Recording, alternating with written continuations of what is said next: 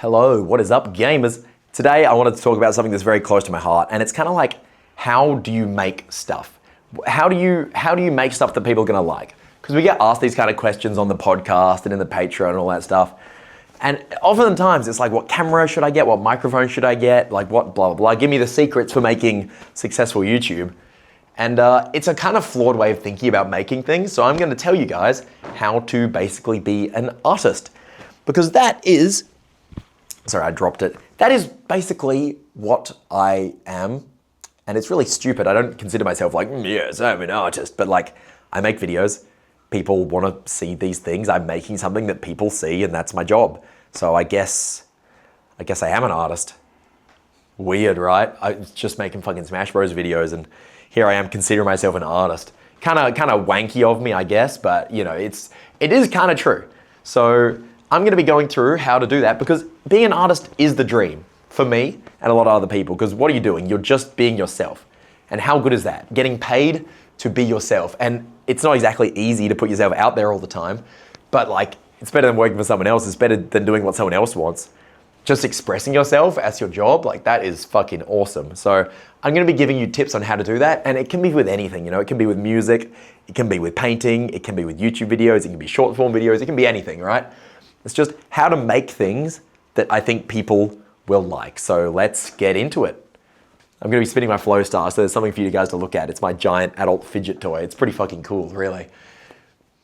Now, my first point on what you need to do to get people to like your shit is you need to do something that is uniquely you that nobody else really could do. So to demonstrate this point, I'll tell you about my most popular video on my gaming channel. And it was when I did Smash Bros moves in real life with my friend Zach, okay? So what we did is we went to the trampoline park and we acted out doing Smash Bros moves while jumping into like it was not the foam pit, but it's like the foam pit. And then like doing them on the trampolines and just fucking around basically. I had the opportunity to do this because I worked at the trampoline park, and then I got to go in like an hour early before the place opened, have the whole place to ourselves, and do these moves, because I was also playing competitive Smash Bros at the time. Now, this crossover of interests, hobbies, I guess job and stuff, is something that only I could do, right? I mean, I'm sure there's other people in the world who could do it, but like it's a very, very small number of people, you know? And then I had like the camera set up, I had the opportunity to do it. So it's something that was uniquely me, and that's basically what made it special. It's very me coded, because I'm always asking myself the question like, why do people want to watch me? Why do people watch my videos? And it's not because I'm special in any way. It's just because I am being me and putting it out there. So you need to be yourself, which everyone says that, just be yourself, blah, blah, blah. But you can see why in the context of like making stuff, if you're just making stuff like everyone else, who fucking cares? But like this was a unique intersection of my interests and my hobbies and my skills, and that made something that people maybe hadn't seen before. So if you're doing a painting and you want to do a picture of your like cat, okay, great. What makes this picture you?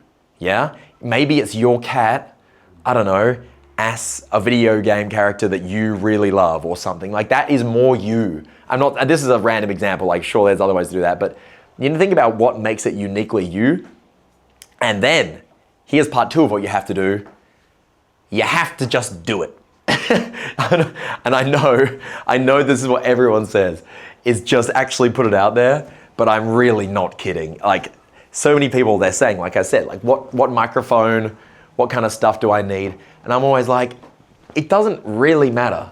You have a phone probably with a camera and a microphone. You could be making something right now, and yet you haven't yet. So like, do you really want to do this? Do you really want to do it? Because if you really want to do it, you probably would have done it already. Do you just like the idea of being a YouTuber? Do you actually like making videos? Because for 5 years before I made these videos that popped off, we were just making, you know, like Pokemon Showdown videos. We were just making like silly little videos. I was doing videos of me doing flips when I worked at the trampoline park. You know, I have like a tutorial on how to do twists while you're doing flips on your trampolines. That has like 100,000 views randomly. Does anyone really know this about me? No, because I was moving in silence. I wasn't trying to just make something that was the world's best thing and show all my friends and say, show to everyone you've ever met and blow up my channel. I was just making things. And did I have good gear? No, I was recording stuff on my phone. I was using my phone microphone to do stuff. It doesn't matter. You need to just make it. And then if you just make it and you do something that is uniquely you, you're in with a chance. You're on the path. A lot of people, they'll like try to optimize their perfect YouTube video. They'll try to optimize exactly what they want to do. And then they'll either never do it, which is more likely what happens. They genuinely never make anything. Or they'll make like one thing and it doesn't end up popping off. And then they quit because they put so much effort and so much thought into make it absolutely perfect. But like, you gotta remember, it's your first day. It's not gonna be perfect no matter what you make. Like, the expectation of a YouTube video is to be so fucking good nowadays is so outrageous. It's just not how things work. But yeah, that's my 2 pieces of advice. So if you wanna make something, if you wanna make something, what you need to do is you need to find something that is uniquely you, and then you have to actually do it.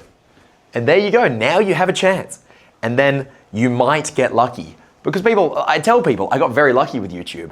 Yeah, I had a friend who popped off, great. We hit these numbers. It's just like, yeah, I was lucky. No shit, I was very lucky. There's always an element of luck. But luck can only happen to people who are there ready for it. Like, other people who weren't making videos, like I was, could not have gotten lucky, right? So yes, there's an element of luck, but you need to be in with a chance. And to be in with a chance, Boris. Sorry, Boris the cat, he's going crazy. To be in with a chance, you need to do something that is uniquely you, and you need to actually do it.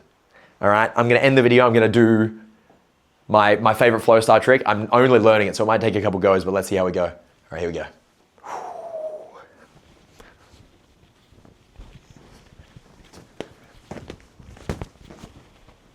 Oh, almost.